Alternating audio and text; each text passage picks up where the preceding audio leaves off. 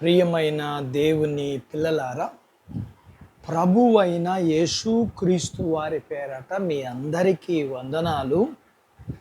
ప్రభువు పేరట మీ అందరికీ శుభములు, దీవెనలు కలుగునుగాక. ఈ ఉదయకాలం పరిశుద్ధ గ్రంథము నుండి దేవుని వాక్యాన్ని చదువుకుందాము. హెబ్రీయులకు రాసిన పత్రిక 13వ అధ్యాయము 5వ వచనాన్ని చదువుకుందాము. నిన్ను ఏమాత్రమును విడవను, ఎడబాయను. దేవుడు తన మాటలు మనందరి కొరకు దీవించునుగాక. ఆమేన్. ప్రియమైన దేవుని పిల్లలారా, ధనాపేక్ష లేకుండా కలిగిన వాటితో తృప్తి కలిగి జీవించినప్పుడు దేవుడు మనకు సహాయకుడిగా ఉంటాడని దేవుని వాక్యం తెలియజేస్తుంది. దేవుడు నిన్ను ఏమాత్రం విడవను, ఎడబాయునని వాగ్దానం చేస్తే పర్వతాలు తొలగిపోయినను, మెట్టలు తత్తరిల్లనను నేను నిన్ను విడువని అని చెప్పినవాడు మనలను విడువడు. అయితే మనము విడిచిపెట్టవలసినవి ధనాపేక్ష.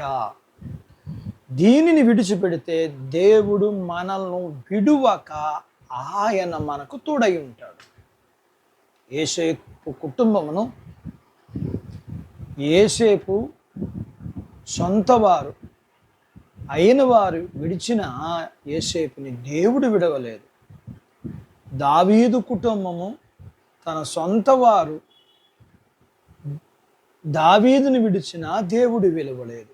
ఈ లోకములో ఉన్న నిన్ను ఎవరు విడిచినా ఆయన నిన్ను విడువలేదు. అయితే ధనాపేక్ష మూలంగా నీవే దేవుణ్ణి విడిచిపెట్టేస్తావు. లేఖనములో ఇలా చూస్తాము, ధనాపేక్ష సమస్త కీడులకు మూలం. కొందరు దానిని ఆశించి విశ్వాసం నుండి తొలగిపోయి తమను తామే పొడుచుకునేది. అంటే దేవుడు మనల్ని విడువడు, ధనం మూలంగా నీవు ఆయనను విడిచే ప్రమాదము ఉంది అంటున్నాడు దేవుడు. ఇంకా దేవుని తోడి కలిగిన మనం చేయవలసినవి తెలియజేస్తూ సహోదరుల విషయంలో ప్రేమ కలిగి ఆతిథ్యం ఇవ్వండి. అలాగే బంధకాల్లో ఉన్నవారిని, అంటే కష్టాల్లో ఉన్న వారిని జ్ఞాపకం చేసుకోనండి. వారి కొరకు ప్రార్థన చెయ్యండి, విజ్ఞాపన చెయ్యండి, సహాయం చెయ్యండి అంటున్నాడు. ఇంకా వైవాహిక జీవితాన్ని బట్టి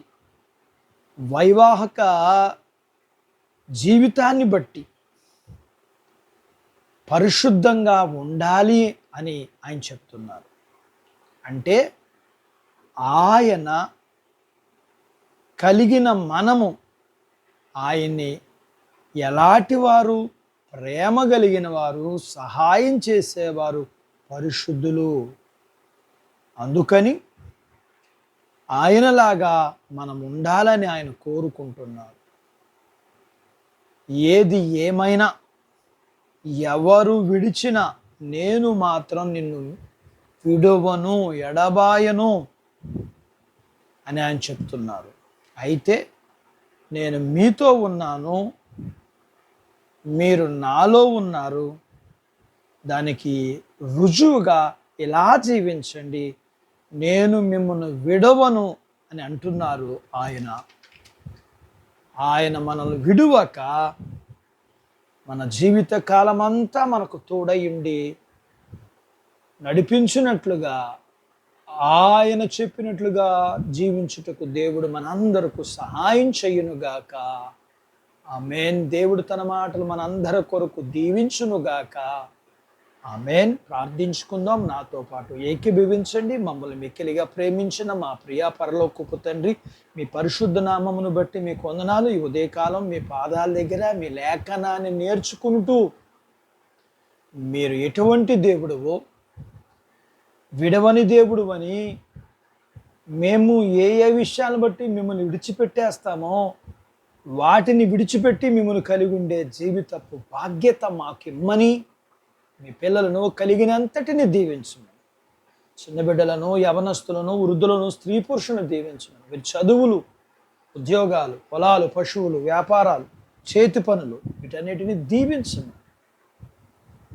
వివాహం కాని వారికి అవ్వటానికి, గర్భము లేని వారికి ఇమ్మని, గర్భం ఇచ్చిన వారికి సుఖమైన ప్రసూతి, ప్రసూతైన తల్లి పిల్లలకు ఆరోగ్యం ఇమ్మని, మీ పిల్లల అవసరతలను మీరు తీర్చమని, ఎగ్జామ్స్ రాసిన పిల్లలందరికీ మీ దీవెన, రాస్తున్న వారికి కూడా మీ దీవెనిచ్చి నడిపించమని యేసు ప్రభు వారి పేరట స్తుతించి ప్రార్థించి అడిగినవన్నీ పొందుకుని ఉన్నాము తండ్రి. ఆమెన్.